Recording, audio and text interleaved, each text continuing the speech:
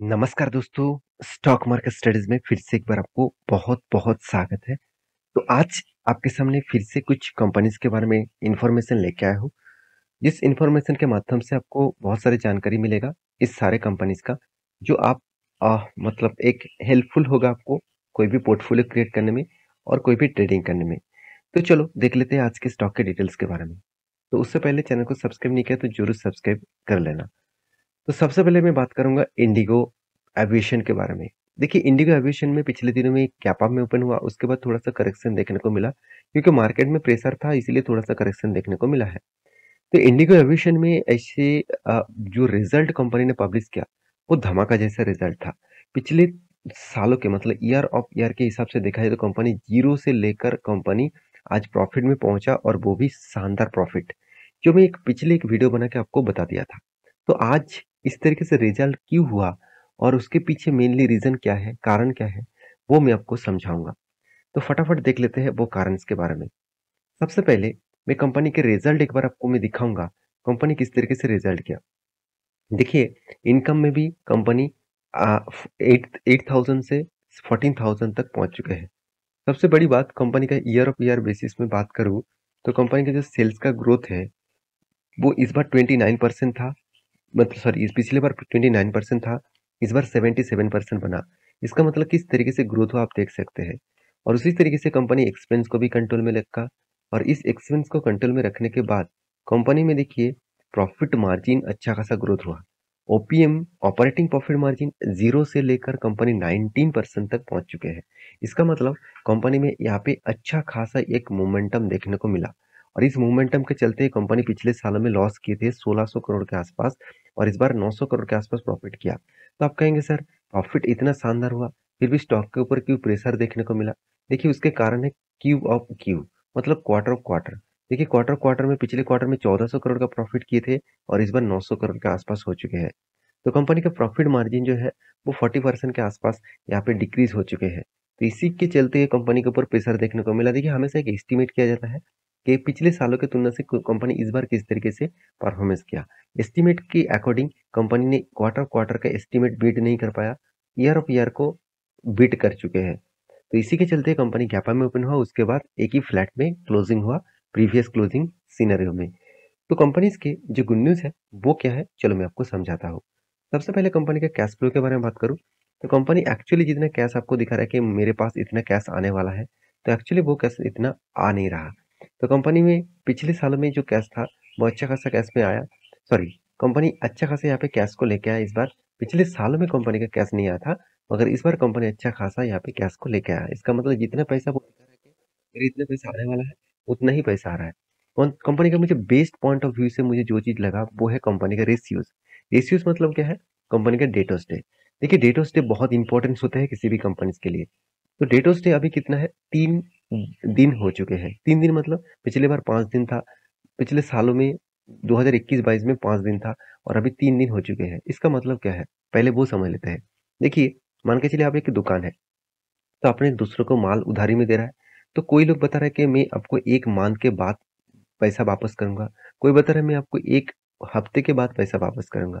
ये जो time period है, इस टाइम पीरियड का जो एवरेज है, उस एवरेज को बोला जाता है डेट ऑफ स्टे।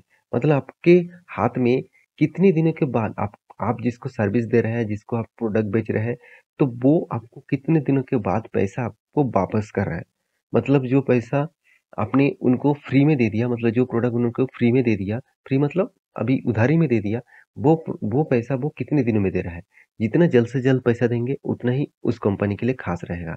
तो इसीलिए कंपनीज का डेट ऑफ डे मुझे बहुत शानदार लगा। साथ ही साथ कंपनी का जो बेस्ट पॉइंट मुझे लगा वो बहुत ध्यान से देखिएगा, कंपनी का फिक्स एसेट। तो कंपनी का फिक्स परचेज एसेट में कंपनी पिछले बार की तुलना से इस बार कंपनी के एसेट सेम टू सेम देखने को मिला। मगर कंपनी में एक पॉइंट मुझे बेस्ट लगा वो है इन्वेस्टमेंट परचेज। देखिए कंपनी लगातार लगातार खुद का इन्वेस्टमेंट भी बढ़ा रहा है। अगर ध्यान से देखेंगे कंपनी का इस बार जो इन्वेस्टमेंट है, तो सॉरी यहाँ पे मैं गलत बता दिया। फिक्स परचेज एसेट्स में भी इस बार इंक्रीज हुआ, क्योंकि मुझे यहाँ पे साइड में नहीं दिखा, माफी चाहता हूँ। तो 2023 में की रिपोर्ट के हिसाब से फिक्स एसेट का परचेज जो है वो यहाँ पे अच्छा खासा परचेज कंपनी किया। आप ध्यान से देखेंगे ये कंपनी 350 से 550 तक कंपनी परचेज किया। साथ ही साथ इन्वेस्टमेंट भी कंपनी यहाँ पे इंक्रीज किया अच्छी तरीके से 20,000 से 29,000 तक। और investment sold, company investment sold भी किया है पिछले सालों की तुलना से। देखिए इंटरेस्ट रिसीव, कंपनी कितने इंटरेस्ट मिला, देखिए जो मान के चलिए किसी भी जगह पे कंपनी ने प्रोडक्ट बेचा, उसके हिसाब से कंपनी को कितने इंटरेस्ट मिला वो भी देखना जरूरी है। तो ये सारे पॉइंट्स यही बता रहे हैं कि कंपनी में किस तरीके से स्ट्रेंथ देखने को मिला है। और एक पॉइंट मुझे बहुत अच्छा लगा कंपनी का मतलब कर्जा। कंपनी प्रोसीड्स फ्रॉम बोरिंग्स के बारे में बात करूं तो कंपनी 15,000 करोड़ पिछले बार सालों में कर्जा लिए थे। इस बार 9,500 करोड़ के आसपास कर्जा लिया और कंपनी अच्छे तरीके से यहाँ पे कर्जे को मिटा भी दिया, मतलब रीपेमेंट भी किया। तो ये सारे पॉइंट्स कंपनी के लिए एक बेस पॉइंट हिसाब से माना जाता है। तो रही बात कंपनी के शेयर होल्डिंग पैटर्न का, तो उसके बारे में बात करूं तो ध्यान से देखिएगा। प्रोमोटर के बाद एफआईएस और डीएस ने अच्छा खासा यहाँ पे होल्डिंग इंक्रीज किया। म्यूचुअल फंड कंपनी ने अच्छा खासा यहाँ पे इंक्रीज किया। एक टाइम कंपनी के 2-3% का होल्डिंग था, आज कंपनी के पास 8.5% के आसपास होल्डिंग है। क्यों होल्डिंग नहीं रखेंगे? क्योंकि हर कोई जानते हैं अगर एविएशन इंडस्ट्रीज में इन्वेस्ट करना है तो मतलब इंडिगो के अलावा दूसरे कोई कंपनी ने जो उसको रिटर्न दे, जो आप उसको पॉजिटिव रिटर्न दे। इसलिए इंस्टीट्यूशन के साथ साथ म्यूचुअल फंड कंपनी और एफआईएस भी अच्छा खासा यहाँ पे होल्डिंग करके रखे हैं। तो इस कंपनी के ऊपर जरूर आपको फोकस होना चाहिए। रही बात चार्ट पैटर्न का, मैं पहले भी बोल चुका हूँ, यहाँ पे एक स्ट्रॉन्ग रेजिस्टेंस फेस कर रहा है। कंपनी एक बार नहीं, दो बार नहीं, 3 बार, इस बार के लिए 4 बार यहाँ पे रेजिस्टेंस को ब्रेक करने के लिए कोशिश कर रहा है।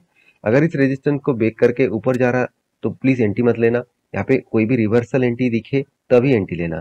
तो उसके लिए टेलीग्राम में अपडेट मैं आपको पहले ही दे दूंगा, जाकर टेलीग्राम को ज्वाइन कर सकते हैं, नीचे सारे लिंक्स अवेलेबल है। सेकेंड जो कंपनी जिसके बारे में बात करूंगा उसका नाम है एसआरएफ। तो एसआरएफ के बारे में आज चर्चा क्यों करूंगा, क्योंकि एसआरएफ ने कुछ अच्छा खासा यहाँ पे रिजल्ट जो है, वो रिजल्ट के मामले में कंपनी तो प्रॉफिट तो उतना खास नहीं कर पाया। पिछले सालों की तुलना से कंपनी का ओपीएम भी कम हो चुके हैं, 27% से 25% हो गया। नेट प्रॉफिट 600 से 550 हो गया। इसका मतलब यहाँ पे कंपनी के ऊपर थोड़ा सा प्रेशर बनते हुए देखने को मिला। उसके पीछे कारण कौन सा है मैं आपको पहले भी वीडियो में बता चुका हूँ। मगर कुछ पॉइंट ऑफ व्यू से देखा जाए तो कंपनी में कुछ ग्रोथ भी देखने को मिला। जैसे आप ध्यान से देखेंगे, कंपनी के जो प्रॉफिट फ्रॉम ऑपरेशंस, कंपनी बता रहा है कि इतना पैसा मुझे आने वाला है, तो उतना पैसा कंपनी के हाथ में नहीं आया, फिर भी कंपनी के उसी के आसपास पैसा देखने को मिला। रही बात कंपनी के नेक्स्ट पॉइंट जो मुझे सबसे बेस्ट लगा, वो आप ध्यान से देखिएगा, मैं इसको आपको दिखा रहा हूँ। हाँ चलो, कंपनी देखिए फिक्स एसेट परचेज। कंपनी लगातार लगातार खुद के एसेट को परचेज करते जा रहे हैं। इस बार सारे रिकॉर्ड तोड़ दिया। कंपनी 2,800 करोड़ के आसपास कंपनी फिक्स एसेट परचेज किया। इसका मतलब कंपनी का जो एसेट है वो लगातार लगातार इंक्रीज हो रहा है। इसका मतलब देखिए एसेट में सिर्फ बिल्डिंग्स और मतलब गाड़ियां नहीं होता, मशीनरीज भी होते हैं और साथ ही साथ कंपनी का कुछ प्रोडक्ट्स भी होते हैं, मतलब मैन्युफैक्चरिंग के लिए बहुत सारे प्रोडक्ट्स भी होते हैं, तो उसको एसेट कहा जाता है। तो वही एसेट कंपनी के लिए फ्यूचर में ग्रोथ देगा। तो कंपनी का एसेट इस बार सोल्ड भी किया, उतना खास सोल्ड नहीं किया। हाँ, इन्वेस्टमेंट परचेज भी देखिए तो कंपनी इस बार अच्छा खासा इन्वेस्टमेंट भी किया। तो और एक पॉइंट ऑफ व्यू से मैं आपको दिखा दूं, कंपनी के इंटेंजिबल एसेट, जो कंपनी के हिडन एसेट होते हैं, उस तरीके से एसेट में भी कंपनी का यहाँ पे अच्छा खासा इन्वेस्टमेंट देखने को मिला, जो पिछले बार की तुलना से थोड़ा सा कम है, फिर भी कंपनी में एक पॉजिटिव साइंस देखने को मिलता है। ये सारे कारण की वजह से कंपनी के ऊपर आज भी इंस्टीट्यूशन बने हुए हैं और छोटा मोटा करके होल्डिंग धीरे धीरे करके वो बढ़ा भी रहे हैं। देखिए 18%, 18.5% के आसपास होल्डिंग देखने को मिला एफआईएस के पास, और डीएस के पास 14.5% के आसपास, 15% के आसपास आप बोल सकते हैं।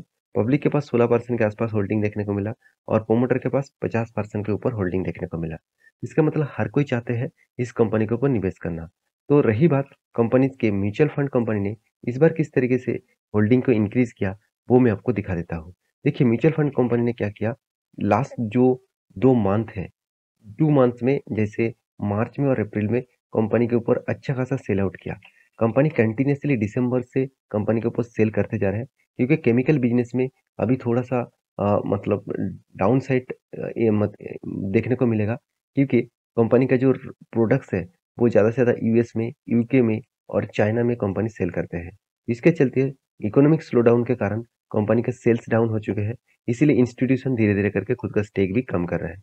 रही बात इस कंपनी के चार्ट पैटर्न का, तो मैं चार्ट पैटर्न के बारे में बात करूं तो कंपनी एक बॉक्स रेंज के अंदर फंसे हुए हैं। इस बॉक्स रेंज के ऊपर कंपनी फंसे हुए है, उसके हिसाब से देखा जाए तो कंपनी में अच्छा खासा ग्रोथ यहाँ पे देखने को ऑब्वियसली मिलेगा, अगर इस लेवल को ब्रेकआउट करते हैं तो। अगर डाउन साइड में ब्रेक डाउन करते हैं तो बड़ा सा फॉल भी आपको देखने को मिल सकता है। देखिए ट्रेंड बताएगा कि किस तरीके से वो फॉल देखने को। देखिए यहाँ पे एक ट्रेंड था सेलिंग साइड का, तो ऑब्वियसली पुट साइड का आप फ्यूचर में सेल्स करके भी अच्छा खासा पैसा कमा सकते थे। तो यहाँ पे एक बाइंग का प्रेशर भी देखने को मिला था, तो बाइंग तो हुआ, मगर फिर से यहाँ पे एक शूटिंग स्टार जैसे कैंडल बन रहा है, तो प्रेशर और भी कंटिन्यूअसली हो सकते हैं। तो जल्दबाजी मत करना। तो जितने सारे लोग नया निवेश करना चाहते हैं तो थोड़ा सा वेट करिए, आपको शायद सस्ते में शेयर देखने को मिल सकता है। और जितने सारे लोग पहले से निवेश करके रखे हैं तो उसके लिए चिंता करने का जरूरत नहीं। इस कंपनी इंडिया के बेस्ट केमिकल कंपनीज है, number one company chemicals company है, इसके ऊपर जरूर फोकस रखना। लास्ट जो कंपनी जिसके बारे में बात करूंगा उसका नाम है प्रिंस पाइप। देखिए प्रिंस पाइप के ऊपर एक बहुत बड़ा अपडेट आने वाला है, और वो भी अपडेट आएगा 25 तारीख को। इसका मतलब 25 मई इस डेट में कंपनी का क्वार्टरली रिजल्ट Q4 का रिजल्ट आने वाला है। उससे पहले कंपनी बहुत सारे अपडेट्स भी यहाँ पे पब्लिश कर रहे हैं। कंपनी बता रहे हैं कंपनी की इस बार रिजल्ट अच्छा खासा होने वाला है, मगर कुछ वीकनेस भी है जो मैं आपके साथ शेयर करूंगा। आप ध्यान से देखेंगे। इन्वेंटरी लॉसेस, कंपनी बता रहा है कि मैनेजमेंट रिपोर्टेड इन्वेंटरी, यहाँ पे देख सकते हैं, लूज ऑफ ₹250 मिलियन से 350 मिलियन। तो Q3 में due to price decline October to November, इस जो क्वार्टर था वहां पे प्राइस डिक्लाइन किए गए थे, but all high cost raw material inventory has now been, यहाँ पे देख सकते हैं, कंज्यूम। तो इसका मतलब जो रॉ मटेरियल कंज्यूम था वो मतलब all all high high cost raw material inventory, मतलब जितने सबसे ज्यादा रॉ मटेरियल कंज्यूम था वो कंपनी ने कर चुके थे। तो उस so there should be margin improvement going forward. तो कंपनी का जो मार्जिन का इन इन मतलब इम्प्रूव होने वाला था वो अभी धीरे धीरे करके ग्रोथ होगा, क्योंकि कंपनी देखिए हाई वैल्यूएशन का जो रॉ मटेरियल्स है उसकी उन्होंने खरीदारी की है, उसके हिसाब से कंपनी का ग्रोथ थोड़ा सा कम होगा, मार्जिन कम होगा। क्योंकि देखिए आपका अगर प्रोडक्ट का रॉ मटेरियल्स का कॉस्ट ही ज्यादा हो जाता है तो कंपनी के लिए एक दिक्कत तो बनेगा।